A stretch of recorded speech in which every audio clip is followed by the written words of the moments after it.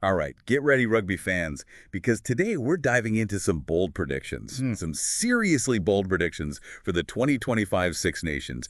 We're talking upsets, dark horses, unexpected twists, the kind of stuff that makes the Six Nations so captivating. You sent in an article that lays out 5 scenarios that could really shake things up. Yeah, you know what's really fascinating about this article is it dives into the what ifs, like Beef. those outcomes that aren't necessarily the most likely. But if they did happen, well, let's just say it'd make for a very, very interesting tournament. Exactly. And remember, the action kicks off January 31st. France versus Wales to get things started. But before we get ahead of ourselves, let's unpack these predictions one by one and see just how much weight they really carry. I'm ready for it. Let's dive in. Okay, let's start with a prediction that had me, I don't know, I had to read it a couple times. England pulling off an upset against Ireland in the very first round. Now, I know England has had a bit of a rough patch lately, but this scenario has them stealing a win with a last-minute drop goal from Marcus Smith. Similar to that epic victory a few years back, could history repeat itself? It's a bold prediction, no doubt. But if we look at England's recent form, I mean, they've come tantalizingly close to beating the likes of New Zealand and Australia in the Autumn Nation Series. Yeah. Which, just as a reminder, for anyone who doesn't know, that's a series of international test matches played in November and December. So the potential's there. They're clearly capable of playing at a top level. Okay, so England has shown those flashes of brilliance. What about Ireland? I mean, they've been such a dominant force in recent years. True, but even the mightiest teams have their vulnerabilities, right? Ireland's performance in the recent Autumn Nation series wasn't quite as dominant as we've come to expect. They suffered a loss against New Zealand and had to grind out narrow wins against Australia and Argentina. Plus, with Andy Farrell off coaching the British and Irish Lions, that's a team made up of players from England, Ireland, Scotland, and Wales. Ireland's going to have a new interim head coach, Yeah. Simon Easterby, stepping in. So that adds a layer of uncertainty, to their campaign. So a less than stellar Autumn Nation series, a new coach finding his feet. Could this be the opening that England needs to capitalize on? Potentially. Yeah? And let's not forget the psychological factor. England pulling off a last-minute drop goal victory, especially against a team like Ireland, that could be a massive confidence booster. It could set the tone for their entire tournament. Yeah, it's almost like that underdog mentality, where they have nothing to lose and everything to gain. Exactly. And you never want to underestimate the power of momentum in a tournament like this. A big win early on, it can have that snowball effect. All right, so while I'm not quite ready to put all my chips on England for this one, I can definitely see how this upset could potentially play out. Definitely a scenario worth keeping an eye on. The first round of the Six Nations, it always throws up surprises, and this year could be no different. Speaking of potential surprises, let's talk about the tournament favorite, France. Predicted to lift the trophy again, which on the surface doesn't seem like that much of a stretch, right? I mean, they are the reigning champions, having achieved a Grand Slam, so winning every single match in the last tournament, and their form heading into the Six Nations has been nothing short of impressive. Remember that undefeated run in the Autumn Nations series? They just dismantled New Zealand with this display of power and finesse that had everyone talking. Oh, I definitely remember that match. The way they moved the ball, Yeah. the offloading, the sheer pace of their attack, it was breathtaking. It's no wonder they're considered the team to beat. And with Antoine Dupont back in the fold after captaining the French Sevens team to Olympic gold, I mean, they have this added layer of leadership and experience. Dupont, he's a game changer, the kind of player who can single-handedly turn the tide of a match. He's a magician with the ball in hand, a true maestro of the game. But even with Dupont's brilliance, France has had a bit of a setback with the injury to Charles Ollivant. He's a crucial part of their forward pack. So how do you think they'll adapt to his absence? That's the million-dollar question. Ollivant's injury, it's a blow, no doubt. He's a powerful runner, a strong defender, and a key leader in that French pack. They'll need someone to step up and fill his shoes, and that won't be an easy task. It's a true test of their depth, isn't it? Can they maintain that same level of dominance without one of their key players? It'll be interesting to see how they adjust their game plan. They might need to rely on a more conservative approach, focusing on their strong set piece and their tactical kicking, or they could opt for a more expansive game, using their backs to exploit any weaknesses in the opposition's defense. We'll see. We'll see. Yeah, so even though they're the favorites, there are definitely some question marks surrounding France.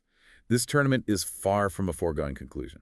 Oh, absolutely. The beauty of the Six Nations is that anything can happen. It's a tournament that rewards resilience, adaptability, and, let's face it, a little bit of luck. Now, this next prediction gets really juicy. The article suggests that even if France does manage to dominate the tournament, Ireland could still deny them a Grand Slam in a crucial round 4 matchup at the Aviva Stadium in Dublin. Hmm. This prediction hinges on a few things falling into place. First, Ireland would need to lose their opening match against England, as we discussed earlier. That would put them on the back foot, needing to win out to have a chance at the championship. So they'd be playing catch-up, with the added pressure of needing to beat France on their home turf. Exactly. And the Aviva Stadium is known for its electric atmosphere. The Irish fans are incredibly passionate, and they can really create a cauldron of noise that can lift their team and intimidate the opposition. Yeah, it's like having a 16th player on the field, right? The energy of the crowd can really make a difference. Absolutely. And if Ireland does go into that match against France with a point to prove, well, that's a dangerous combination. It adds another layer of intrigue to that match, that's for sure. A potential revenge narrative after a hypothetical loss to England. The pressure of needing to win to stay in contention for the championship, the roar of the home crowd. It's a recipe for a classic Six Nations encounter. And there's one more factor that could play into this scenario, the performance of Leinster. That's the prominent Irish club team in their upcoming match against the French team, La Rochelle. Oh, interesting. So we're talking about the impact of club rugby on the international scene. Precisely. A strong showing from Leinster, especially against a top French side like La Rochelle, could give the entire Irish rugby community a psychological boost heading into the Six Nations. It's like a ripple effect, right? Success at the club level can breed confidence at the international level. Exactly. It can create a sense of momentum and belief that can be incredibly powerful. Okay, so we've got a potential upset in the first round, a favorite facing some challenges, and a crucial mid-tournament clash that could decide the fate of the Grand Slam. This Six Nations is shaping up to be a wild ride. And we're only just getting started. We haven't even touched on Wales and Italy yet. Now, these two teams have had, contrasting fortunes in recent times. Wales, a perennial powerhouse, had a disastrous 2024 season, failing to win a single test match. Yeah, it was a tough year for Welsh rugby, that's for sure. But the article predicts they'll break their losing streak during this Six Nations tournament. Is there any reason to believe that they can turn things around so quickly? Well, Warren Gatland, their head coach, is known for his ability to get the best out of his players. He's been emphasizing a long-term vision for the team, focusing on developing young talent and rebuilding their confidence. The article highlights some of these promising youngsters, like Mason Grady and Jack Morgan, who've been making waves at the club level. Yeah, these players represent the future of Welsh rugby. They're hungry to prove themselves on the international stage. And Gatland has shown a willingness to give them opportunities. Plus, they'll benefit from the return of experienced players like Liam Williams and Gareth Anscombe, who've honed their skills playing Japan's Rugby League One. So there's a sense of renewal, a fresh start for Wales. But is that enough to overcome a year of setbacks and regain their winning ways? It won't be easy. They'll need to find their rhythm quickly and rediscover that winning mentality. But with Gatland at the helm and a blend of youth and experience, you can never count Wales out. They've got a proud rugby history and a passionate fan base. It would be foolish to underestimate their desire to bounce back. Now, on the flip side, the article predicts Italy will finish last, claiming the dreaded wooden spoon, the not-so-coveted prize for the team that loses all their matches. Yeah, it's no secret that Italy has struggled to compete at the top level of the Six Nations, but they have shown glimpses of brilliance in recent years. Absolutely. They've produced some exciting players like Ange Capozzo and Paolo Garbisi, who have the talent to trouble even the best defenses. And while a last-place finish might be the most likely outcome, I wouldn't be surprised to see them cause an upset or two along the way. Especially if a team like Wales stumbles out of the gate. Italy could be right there to capitalize on any vulnerabilities. Exactly. And let's not forget the element of pride. Every team wants to avoid finishing last, and Italy will be no different. They'll be fighting tooth and nail in every match. So even at the bottom of the table, there's potential for drama and excitement. And that brings us to our final prediction, one that revolves around a rivalry that's as fierce and passionate as any in rugby. Scotland versus England.